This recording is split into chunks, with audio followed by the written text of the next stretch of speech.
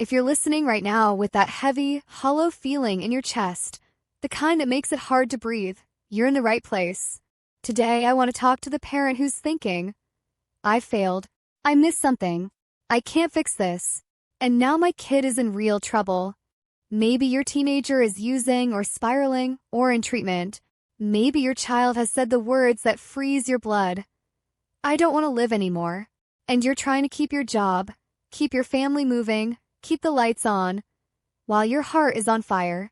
And if you're wondering whether there's hope, we're going to say it clearly, right up front. There is. Not the fluffy, ignore the problem kind of hope. Real hope. The kind built on practical steps, support, and a lot of small choices made over time.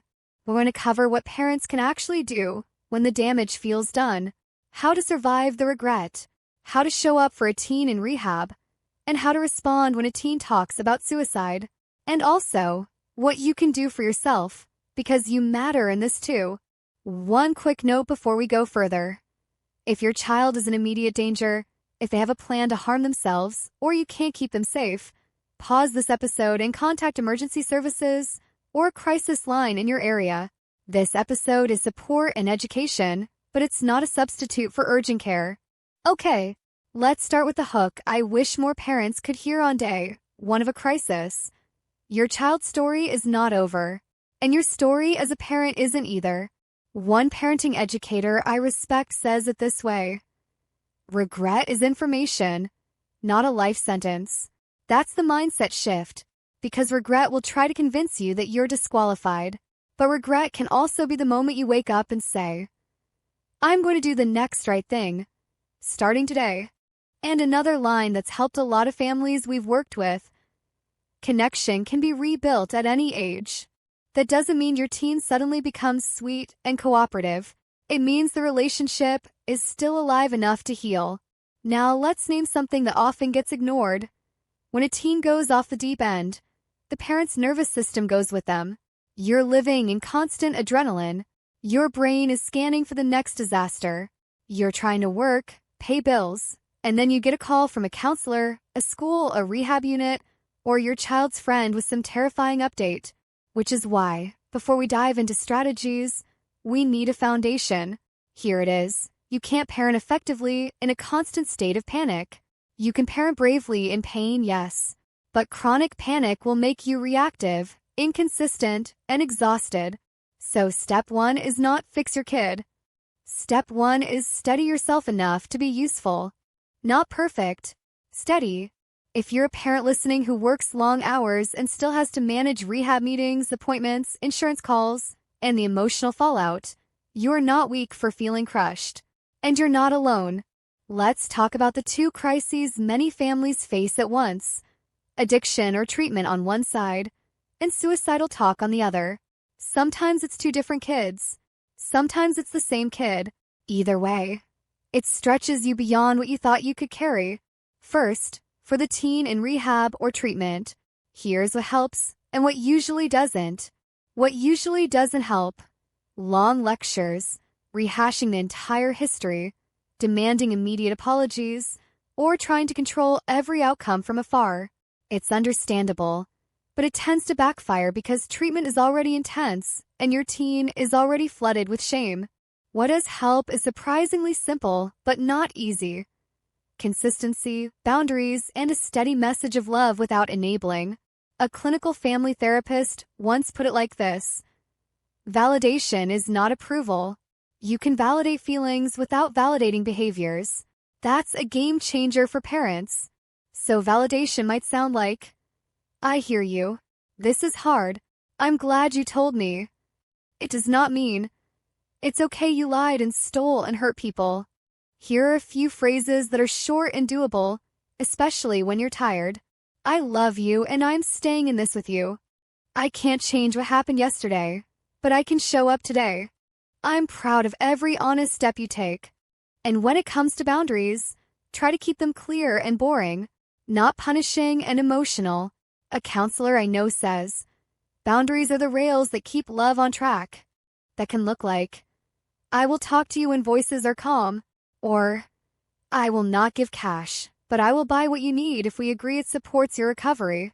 Or, if you leave treatment early, you can't come back home right away. We will meet with your care team and make a safety plan. Now, for the child who's talking about suicide, let's address one of the biggest fears parents have.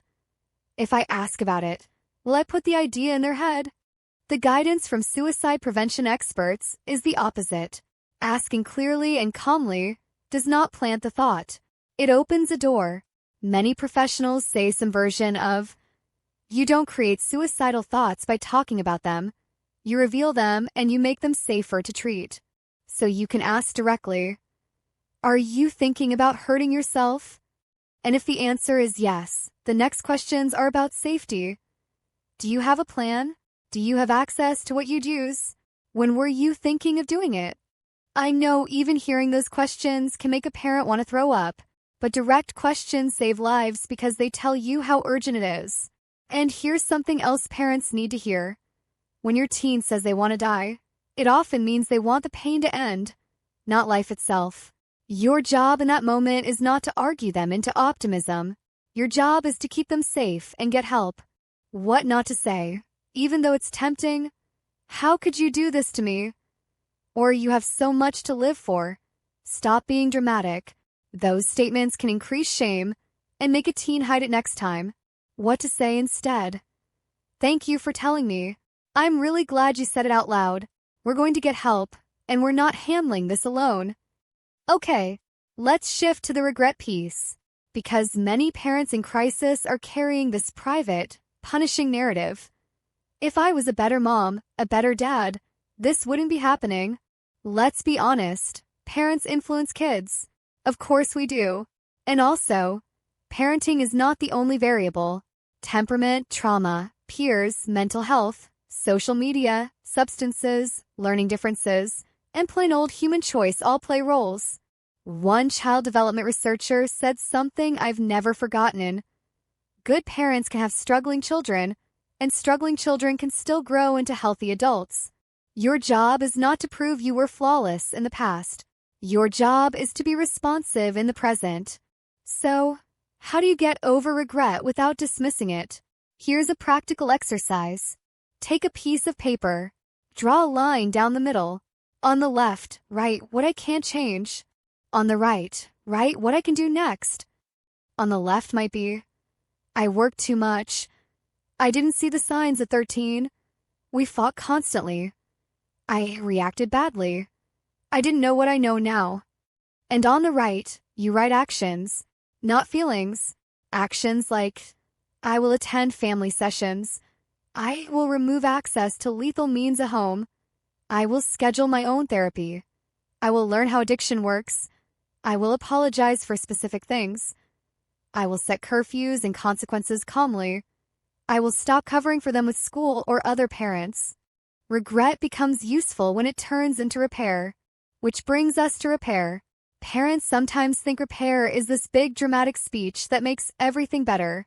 But teen repair usually happens through repeated moments of accountability and consistency.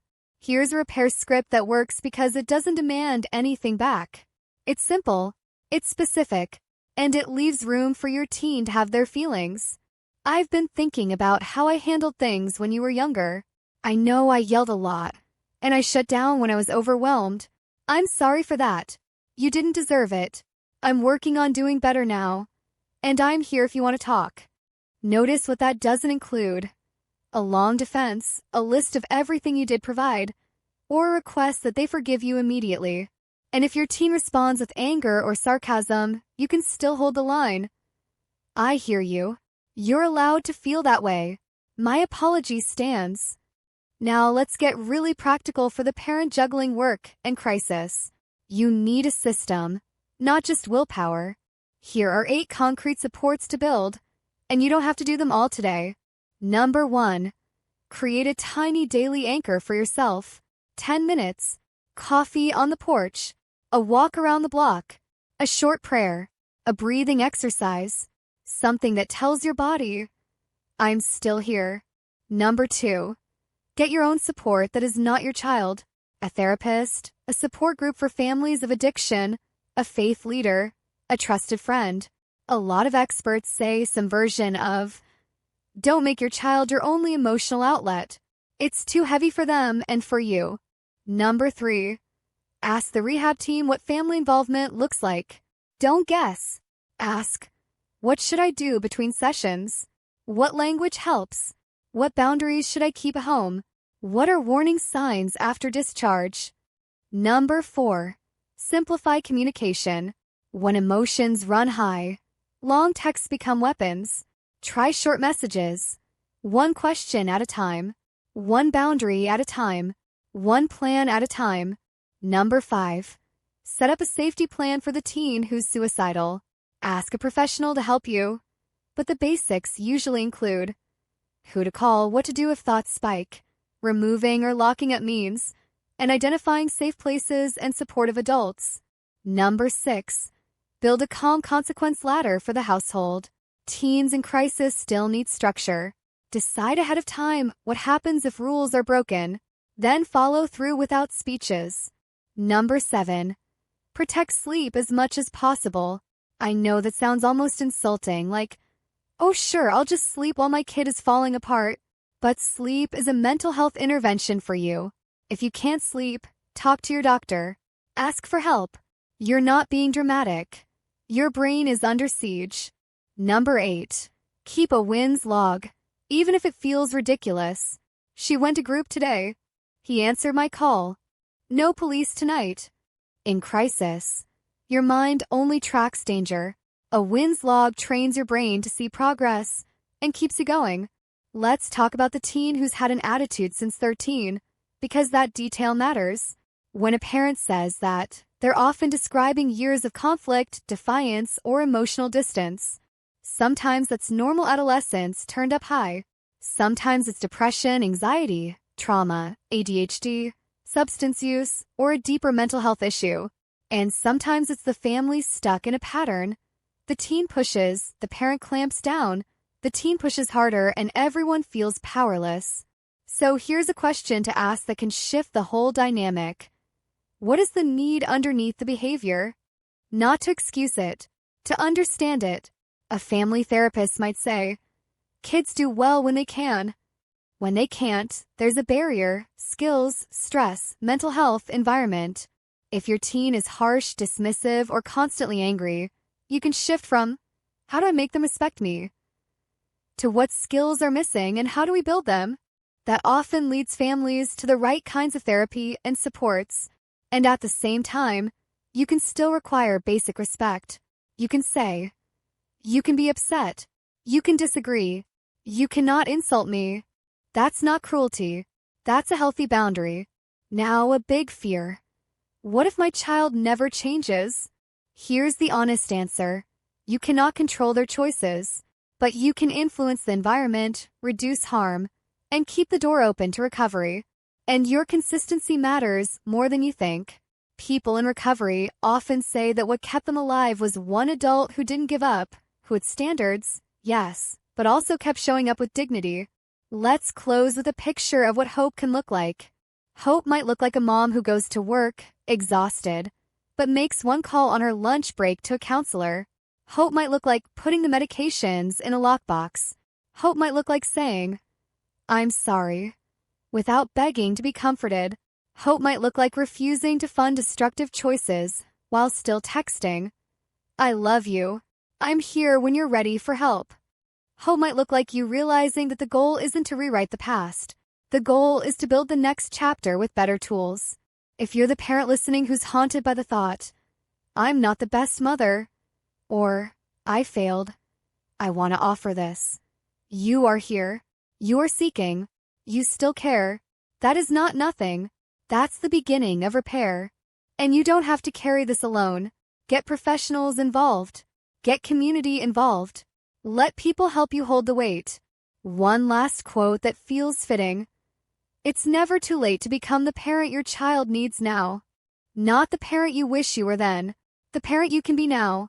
If today all you can do is one thing, make it this. Choose one support and one next step. One call. One appointment. One boundary. One honest conversation. Then wake up tomorrow and do one more. Your teen's crisis is not the end of the story. and neither is your regret. Thanks for being here. And if nobody has told you this today, let me say it clearly. Don't give up. Not on your child, and not on yourself.